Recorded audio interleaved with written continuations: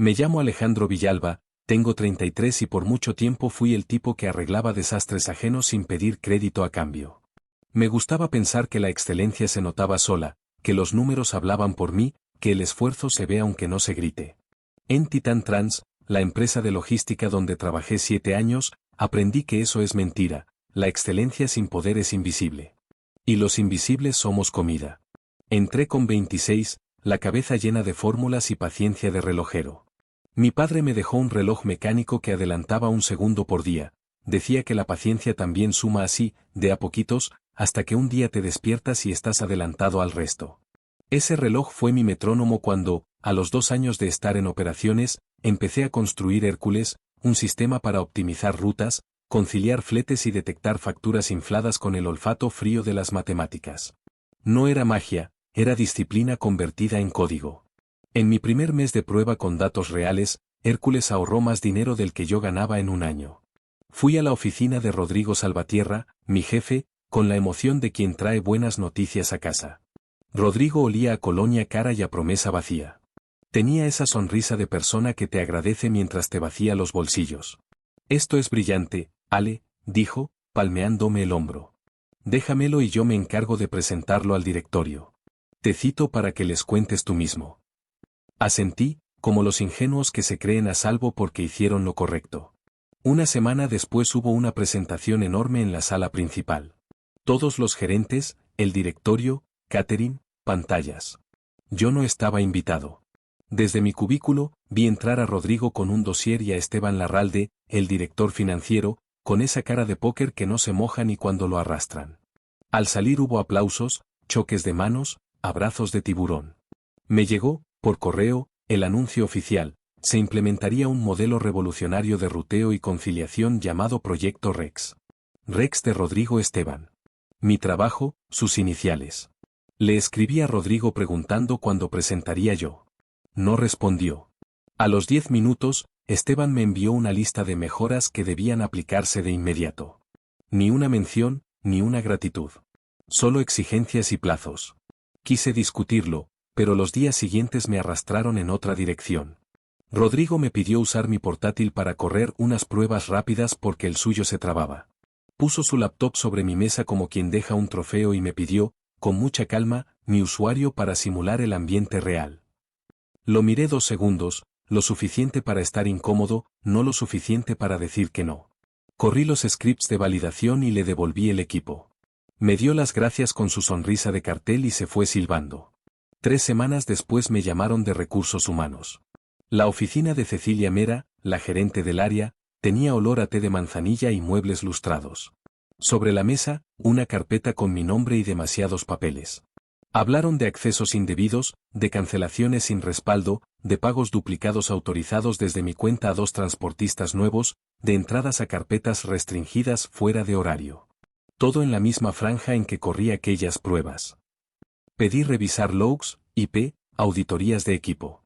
Cecilia usó la palabra protocolo para justificar mi suspensión. 2 días después, por falta grave, me despidieron.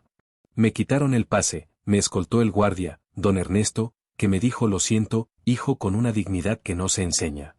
Rodrigo me vio cruzar el lobby. No me habló. Alzó las cejas, apenas, y sonrió de medio lado. Hay gestos que no se olvidan.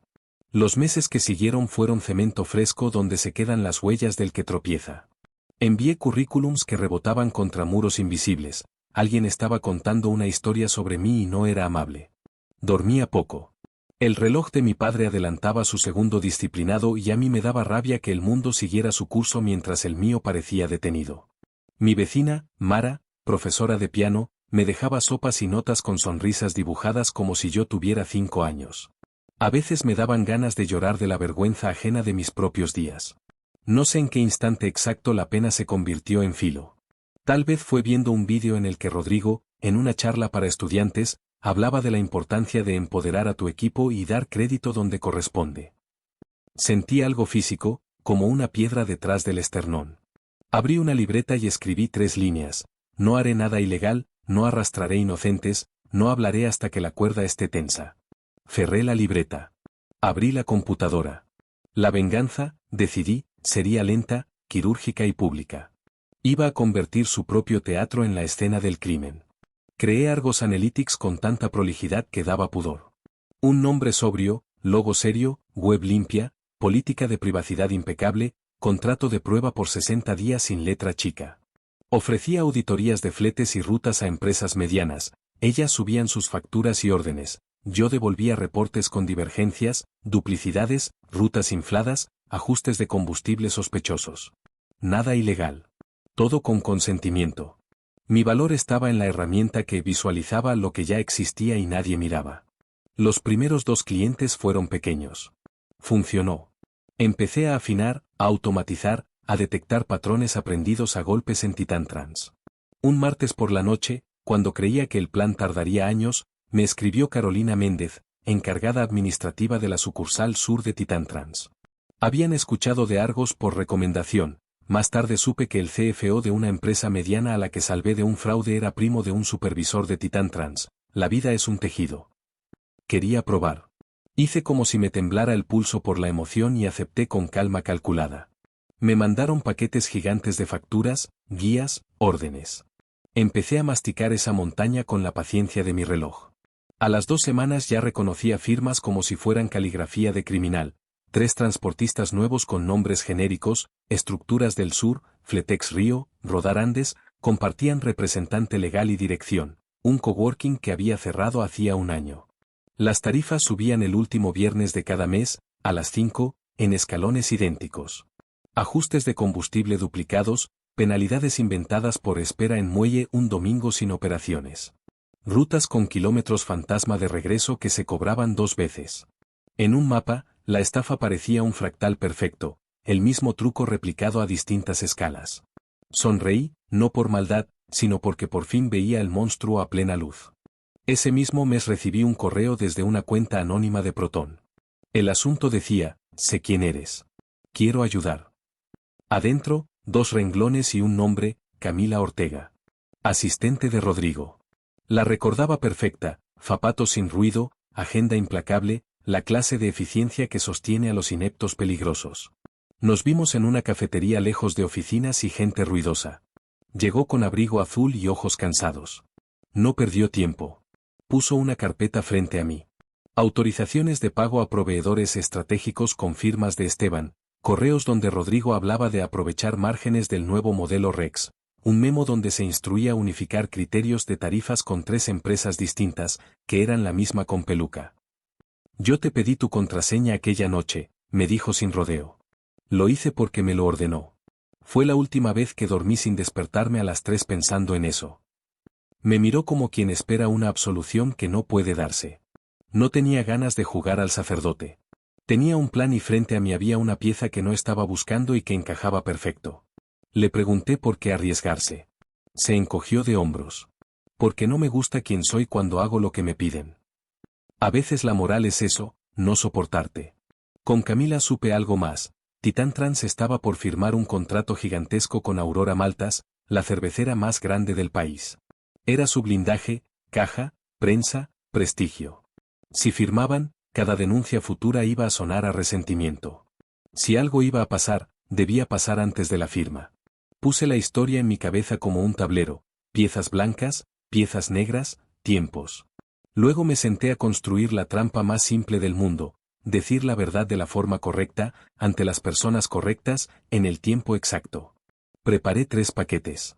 El primero, para la dirección de Aurora, con un lenguaje que a un abogado le suena música, riesgos reputacionales, incumplimientos de políticas de proveedores, evidencia de colusión tarifaria, gráficos de divergencias por semana, comparativas con benchmarks del sector.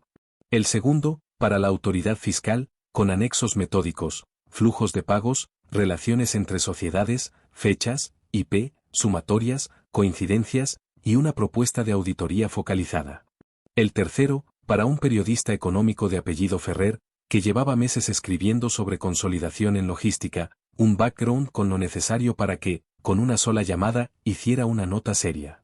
Y un cuarto movimiento silencioso, un correo programado para el directorio de Titan Trans con acceso a un tablero de Argos donde todo, absolutamente todo, estaba cruzado y masticado para que un ejecutivo apurado lo entendiera en 10 minutos.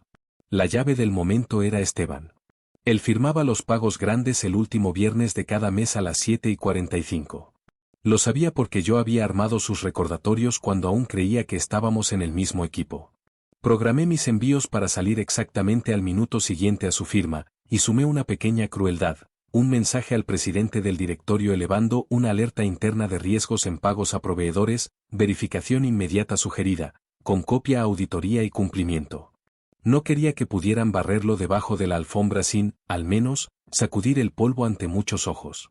El viernes llegó con cielo plomizo y aire de tormenta en la ciudad. Titan Trans montó su fiesta en un hotel con alfombra mullida y copas finas. Yo alquilé una habitación 2 pisos arriba. Puse el reloj de mi padre sobre la mesa, abrí el portátil y respiré. A las 7:45, como un tren que siempre parte a su hora aunque nadie lo espere, Esteban firmó. A las 7:46, mis correos volaron en direcciones que jamás vuelven al remitente. Hay un sonido extraño cuando una sala llena de gente poderosa se da cuenta al mismo tiempo de que algo no encaja. No es grito, es como si alguien apagara el aire. 10 minutos después, el pasillo del hotel era un río de trajes. Camila me escribió, se metieron en el salón de al lado. Minutos después, Aurora envió correo suspendiendo firma inmediata. Preguntan por políticas de compliance. Luego, Esteban dice que todo es interpretación maliciosa. Luego, Rodrigo está blanco. Me recosté en la cama y escuché el tic del reloj adelantando su segundo. Argos no tenía rostro. Yo no necesitaba uno. El fin de semana fue una hoguera silenciosa. El lunes, Aurora publicó un comunicado anunciando que congelaba su acuerdo con Titan Trans hasta concluir una revisión independiente. La autoridad fiscal solicitó información formalmente y anunció una visita. Ferrer sacó una nota sobria donde hablaba de patrones anómalos en la subcontratación de transporte, con gráficos que parecían los míos pero no lo eran. El directorio de Titan Trans pidió a cumplimiento un informe en 72 horas. Rodrigo intentó contactarme. Ignoré sus llamadas como quien no oye a un insecto contra la ventana. El golpe de respuesta fue de manual. Titan Trans despidió a 20 personas que no tenían poder ni decisión, suspendió viáticos, cortó café gratis, anunció un plan de austeridad mientras los que mandaban buscaban abogados. Vi a don Ernesto en la calle con una bolsa de pan barata. Recortes, me dijo con vergüenza ajena. Le transferí dinero esa noche, desde Argos, con la nota gracias por su decencia. La venganza sin decencia es vicio, yo había prometido otra cosa. A las 3 semanas, el directorio pidió la renuncia de Esteban. No hubo comunicado, solo desapareció de las fotos como los ministros de países viejos. Rodrigo decidió emprender nuevos retos y dejó su puesto con la discreción de un ladrón que cierra la puerta para que no se note el hueco. Camila renunció también, por voluntad propia. Me envió un mensaje desde el aeropuerto, respirar se siente raro. La autoridad fiscal abrió inspección formal, ya no eran titulares, eran carpetas con sellos. Cuando creí que el polvo empezaba a sentarse, Rodrigo apareció en televisión. Lo maquillaron, lo vistieron con un traje que quería recordarnos al de siempre, y mintió con serenidad. Dijo que era víctima de una campaña de desprestigio, que en la era digital cualquiera puede fabricar datos, que amaba a su equipo, que jamás se aprovecharía del trabajo de otro. Habló de mí sin nombrarme, un ex empleado con resentimiento. Mis manos apretaron la mesa. Camila, que veía el programa, me escribió, tengo algo. Llegó a mi casa a las 11 con un pendrive y ojos de animal herido que decidió morder. Antes de renunciar, por protocolo, había hecho un backup de la carpeta de Rodrigo. No lo había mirado, dijo. No quise creerla ni descreerla, no importaba. Abrí los archivos. Entre fotos de eventos y agendas había un documento de texto llamado Notas. Allí, listas de contraseñas, la soberbia escribe sin cifrar, instrucciones para alinear a proveedores, y un archivo con el nombre Acuerdo EIR. Lo abrí. Era un esquema de reparto, porcentajes para Esteban, y Rodrigo, sobrepagos a ciertas transportistas estratégicas, periodos, montos. No estaba firmado, pero coincidía con transferencias, tiempos y tarifas que yo había mapeado. Era un mapa de su avaricia. No publiqué nada. No me hacía falta. Envié el paquete completo a la autoridad fiscal, con una nota para el instructor del caso, pedí resguardar la identidad de quien me lo entregó. Mandé a Ferrer solo lo que podía usarse sin comprometer procesos, suficiente para una pregunta al aire en el programa siguiente. La semana siguiente, el mismo presentador le mostró a Rodrigo en pantalla un extracto del acuerdo EIR y le pidió explicaciones. Rodrigo hizo algo que nunca había visto en él, perdió la mirada. Dijo que era falso, que alguien quería hacerle daño. El presentador sonrió con cortesía cruel. La autoridad fiscal, esa misma tarde, anunció medidas cautelares, congelamiento de cuentas de 2 sociedades, citaciones, levantamiento del secreto bancario de proveedores. Desde ese día, la caída dejó de ser narrativa y se volvió matemática, cuentas bloqueadas, salidas de dinero documentadas, cruzas de llamadas, firmas comparadas.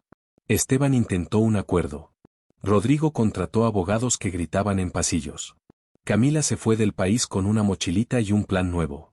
Don Ernesto consiguió trabajo de vigilante nocturno en un estacionamiento, me manda audios contándome que su nieta aprendió a andar en bici. Carolina Méndez fue ascendida por haber impulsado una revisión que, en los papeles, evitó un daño mayor. Me alegra que alguien decente toque un premio. Argos dejó de ser máscara y se convirtió en empresa. Empecé a decir que no a los que pedían acomodar narrativas y a decir que sí a los que pedían arreglar procesos.